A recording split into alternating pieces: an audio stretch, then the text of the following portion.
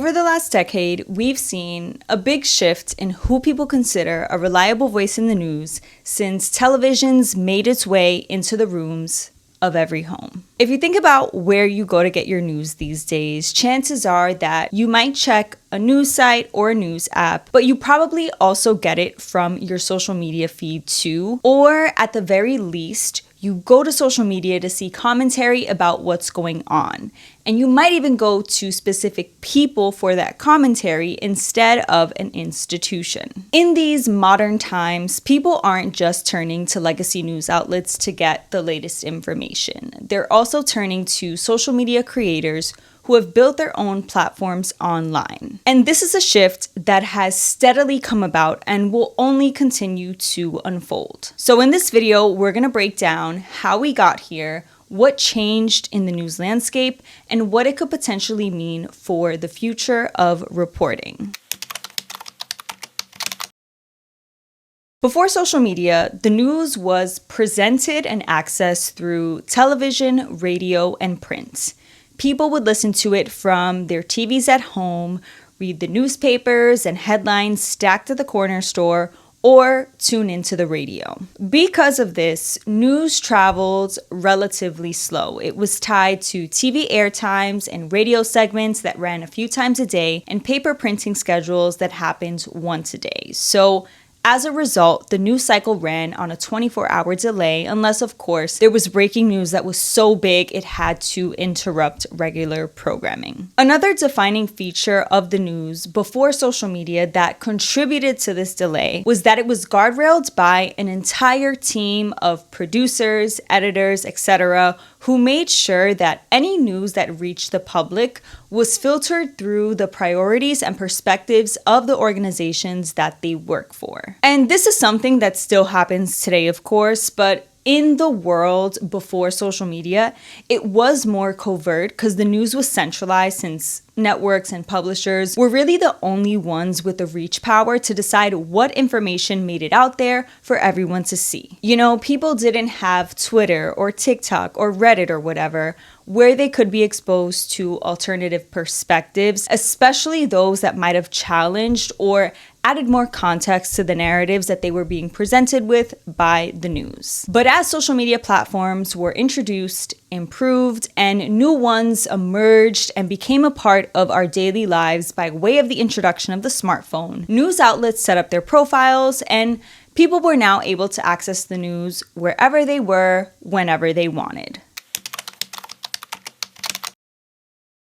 By 2012, roughly 67% of all internet users were on social media across gender, age, education, and income demographics. Now, for journalistic integrity purposes, I can't definitively say that social media was a part of many people's daily lives in 2012 because I couldn't find any credible data to support that, even though if you were old enough back then, you know it was. But platforms were ranging anywhere between 50 to 845 million monthly active users. So while social media was still fairly new, it was being used by the masses and was pretty much already mainstream. Major news outlets met this pivot in media consumption by using social media as an additional extension of their traditional release mediums. Whether it was Facebook and Twitter for direct article sharing, Instagram for a more visual and caption-focused approach, or YouTube for repurposing of TV segments, the beginning of a new kind of news cycle was born. One where stories didn't wait for airtimes or print deadlines anymore, and social media platforms became publishers in practice. And we can actually see this shift reflected in the data.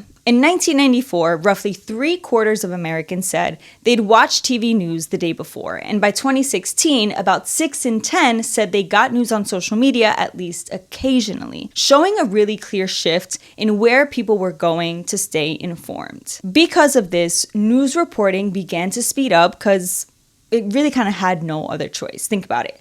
Before social media, people who witnessed a newsworthy event needed journalists and their outlets to interview them and give them a platform if they wanted to share their accounts of the event publicly. But once social media entered the picture, that wasn't necessary anymore because anyone could whip out their phone, take a picture or video, put together a post about it, attach a hashtag or a location tag for visibility, and let the algorithm do the rest. And we've seen multiple modern examples of ordinary people, so not journalists, breaking major stories online, like the murder of George Floyd, who was recorded by 17-year-old Daniela Fraser and uploaded to Facebook, the violent removal of the United Airlines passenger, which was recorded by Dr. David Dow and uploaded to Twitter, and the Arab Spring protests, where citizens across Tunisia and Egypt documented the political unrest that was happening within the hashtag Jan25 before major news outlets were able to get on the ground to report about it. For news outlets, this shift in who controls the dissemination of information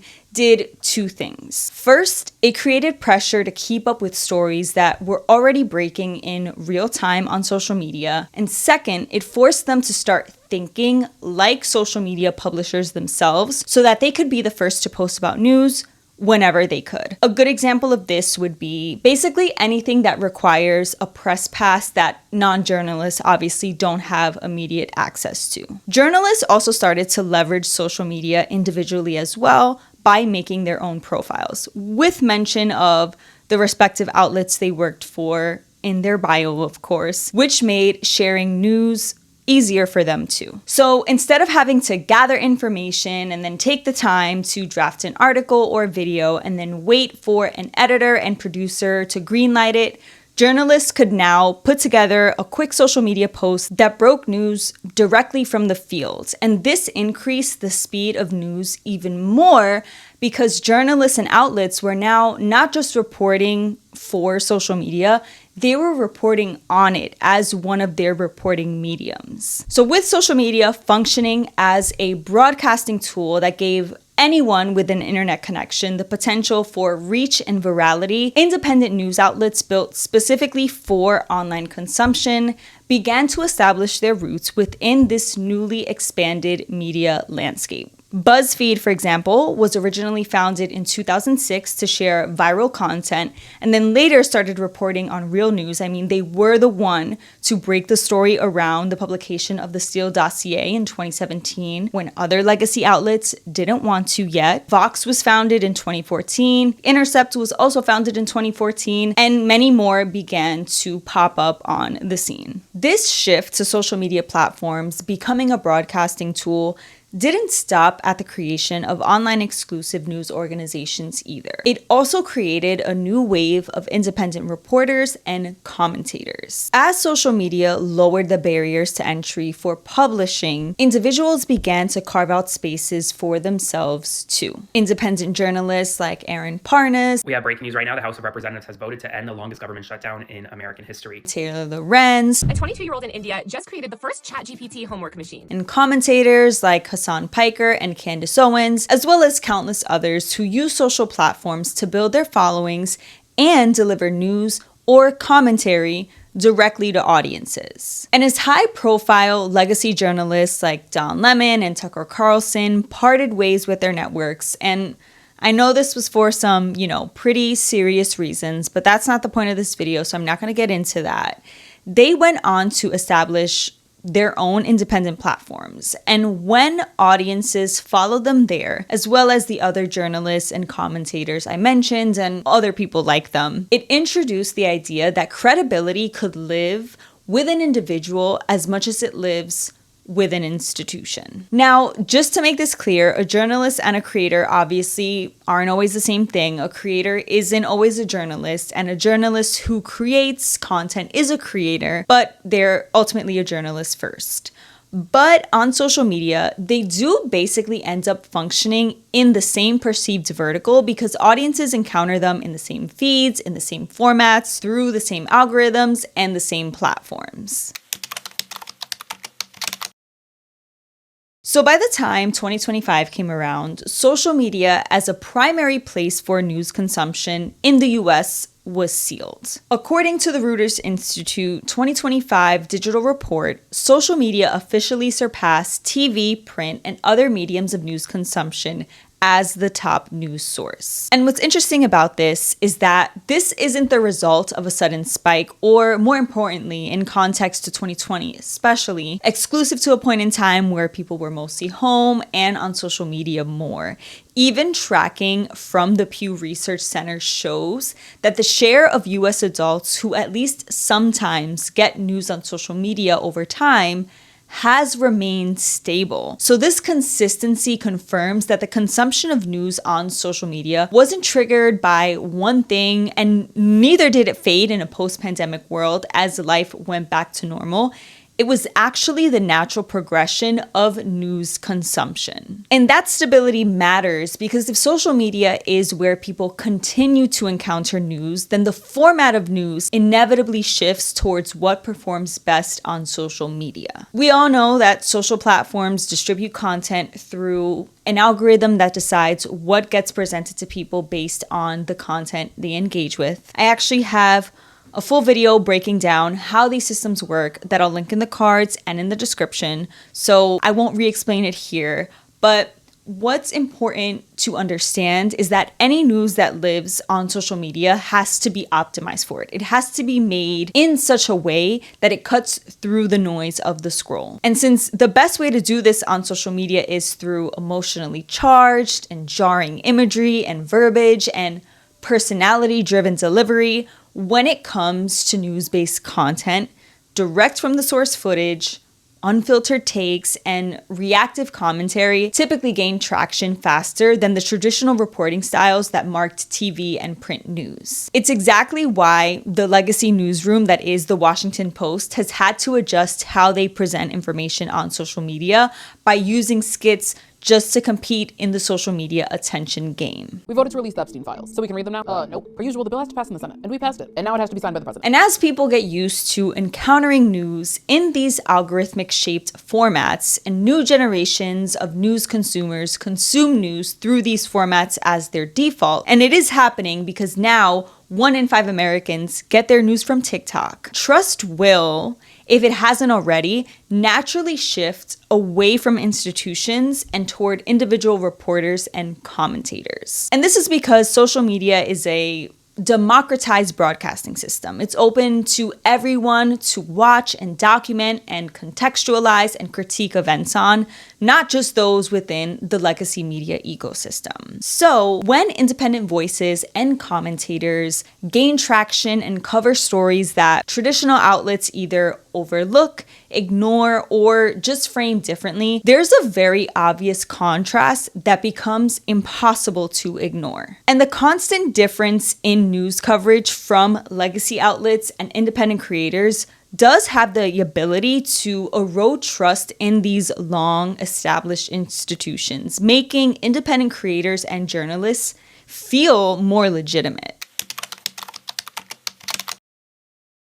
The clearest sign that audiences are now paying just as much, if not more, attention to creators as they do traditional news is in the data as well. So in the Reuters Digital News Report, it was found that across major social media platforms, people are either splitting their attention evenly between traditional news and creators, or in some cases, leaning more towards creators entirely. So we've reached a point where influencers and digital creators aren't secondary choices in keeping up with news. They're just as central as traditional news media. And like we went over earlier, this obviously, spans a spectrum, right? Some of these creators are journalists who went independent. Others are commentators. Some are creators who built news adjacent platforms, but ultimately they all occupy the same space in the social media scroll. And so audiences treat them as valid sources of information, and many of them are. Aaron Parnas, Taylor Lorenz, Philip DeFranco, Candace Owens, and so many other creators and independent journalists like them are prime examples of people who have risen throughout this shift. I mean, Aaron Parnas just recently shared that he's the 3rd most watched news/political channel in the US,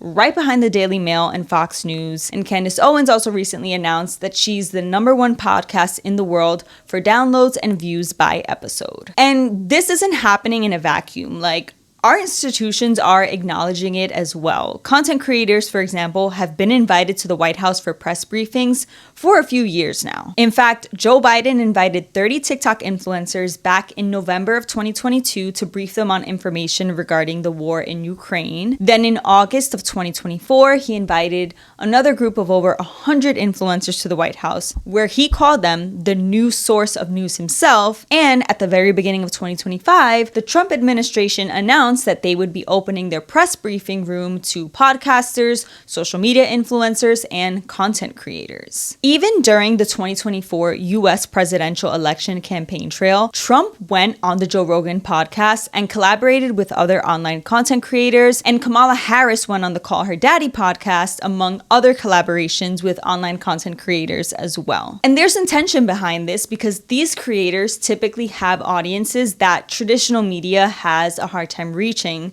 specifically men. News through creators has also become relational in ways that traditional media just can't compete with, because hearing news from someone you follow or come across on social media feels a lot more direct and human than a polished corporate sounding broadcast. And again, because news on social has to be made to do its thing with the algorithm, people get used to that commentary that includes context, personal framing, and real-time discussions in the comments. And so eventually people expect that layer, even if it ultimately challenges the status quo that legacy media is often expected to uphold. This shift changes how trust works in news media. So instead of flowing vertically from institution to audience, it flows horizontally from creator, which is a person, to person. And since creators live on the same platforms as their audiences, the perceived distance between the reporter and the viewer gets closer as well. Then when you look at things culturally, this shift in trust isn't just about convenience and the ability to get updates whenever, wherever. It's also tied to the perception that people have around bias, gatekeeping, and elitism within legacy media too. So when people encounter news through individuals instead of or as much as institutions, the perception around people's preferences and who counts as a news source becomes wider. It moves from organizations to personalities, and from corporate and donor-aligned narratives to more human-centered and creator-driven ones. At this point, the power structure around news has basically kind of flipped. Preference isn't being given to institutions the way it once was. And now it's going to personalities and creators who exist inside the same feeds as their audiences. It's basically meeting people where they are. So as a result, legacy outlets are now in a position where their long-term survival in 2, 3, 4 decades from now, when the people who prefer to get their news from social media and creators at this point in time will likely still prefer to, depends on whether they can adapt to those preferences. And I think the best way for legacy outlets to do this is by partnering with these creators and also looking towards creators for key insights on what people want to hear about and how they want to hear about those things. Now, the latter is going to require a larger political and institutional change, and that's an entirely different conversation, but you get the point. And news-focused creators aren't absolved of responsibility either, by the way. They obviously carry real weight in shaping public understanding and perception, which means they have obviously a responsibility to make sure that they have the skills to report on the news as properly and accurately as possible, and even more so if they don't have teams of editors and experts to help them with fact-checking. But ultimately, the future of news isn't gonna just be about who breaks a story first. It's gonna also be about who people believe when they hear it. Well, that's it for this video. If you made it this far, thank you so much for watching. My name is Crystal, and I'm a freelance social media specialist covering all things social, so culture, news, and 101s. If that's something you're interested in, hit that subscribe button because there's more to come. Till next time.